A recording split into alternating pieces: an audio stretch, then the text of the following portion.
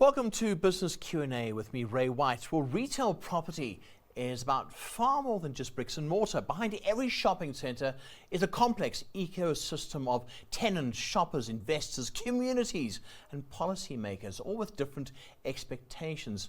As the sector evolves, property companies are increasingly being measured not only on returns but on their ability to create sustainable long-term value. Joining us today to unpack that is Itumeleng Mothibeli, Managing Director of Southern African Business at the Vukile Property Fund. Itumeleng, hi, good to have you with us today.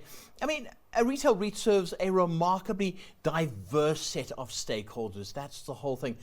But what's your framework for deciding who takes priority? I'm thinking about the broader property sector, shareholders, communities, tenants, shoppers, most importantly, who takes priority?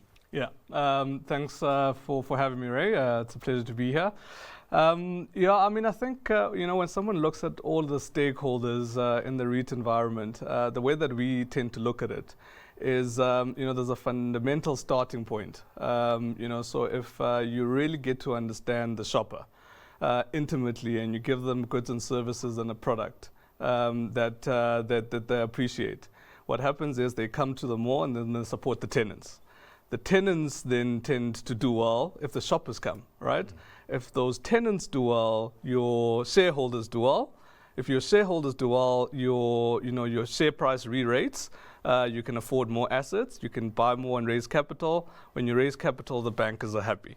So our view is all of these shareholders are important, but the fundamental primary shareholder that we really at Vukile spend a lot of time talking to and thinking about and researching about is the shopper, because getting that right means the whole value chain is strong. Yeah, there is that impression that it's the landlord and then they rent it out, you've got your tenants.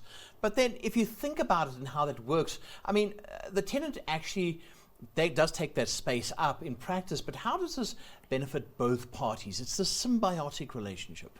100%. That is spot on. Our view at Vukile, there's no you without us and there's no us without you type thing, right?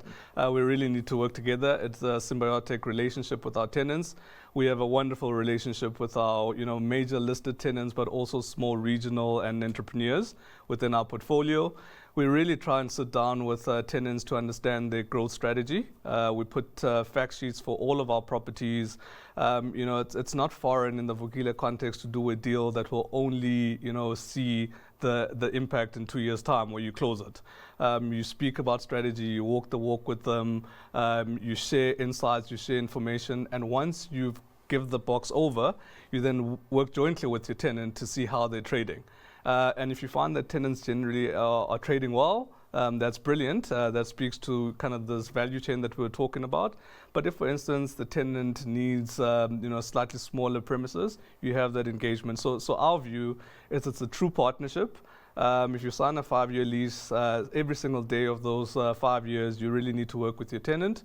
And ultimately, if that tenant is then happy, your whole value chain is then sound. But also the long-term whole sort of effect of this looks at competencies, looks at that relationship. How deliberately have your core competencies been built over time? You've built yourself up. Yeah. I mean, that's been something crucial that we've really done. We've looked at our human resources and built up, core competencies around the bricks and mortar. So really having the right designers, the right architects, the right leasing team, the right asset managers, and you really need to have that. But I think over the years, we've also layered that with additional resources to build competencies. If we're really trying to say that, the core of what to do is understanding the shopper, then you really need to have, data analysts in the team that are analyzing all of this data and giving the insights to the asset managers. So we've built core competencies around acquisitions, finding the right acquisition, pricing them well, buying them at the right time, and also exiting certain assets at the appropriate time. We've got an operations team that is sound, but we've also now added on an additional leg, which is how do we understand our communities, our consumers, people on the ground, and how do we communicate with them in an authentic way, that they feel that they are really part of this journey and also part of these assets that we own. Yeah, here's a good point. I mean, retail property is both a barometer of economic health and an active participant in it. I mean, looking at this sector does enough go into to articulate its contribution to policymakers and the public. There are two sides to this: policymakers, public. Yeah. Yes, I mean at Vukile we spend quite a lot of time with policymakers, really just impressing on how important this part of the GDP and the market is, right? So I mean wholesale and retail account for about 9% of our GDP. We employ over 4 million people as an industry. So it's a significant part of the engine that drives South African growth into the future. So it's important for us to sit down with policymakers and try and find ways to enable that this segment of the economy grows, and also it's efficient in how it provides the goods and services so that the broader populace does well. So we spend quite a bit of time at a national level, at a regional level. We're part of industry bodies that go and talk to all of these policyholders. And generally, we've seen some very good feedback. We saw during COVID when things were challenged, how we worked closely with policymakers and how we worked with retailers to ensure that there was sustainability in the value chain. And we held hands and we put together, strategies to ensure that we could see ourselves through that. And, the market has done very well post-COVID. Yeah, investor confidence, access to capital as well, they go hand in hand. But how do you convince an investor that there's a broader picture here, there's something else here? Yeah. I mean, I think with investors, it's important to state a strategy, state a path, and then show delivery. So we do quite a lot of that in our business, where we really take them through our thinking in terms of how we're adding value either on the FFO, distribution growth, or even on the NAV side.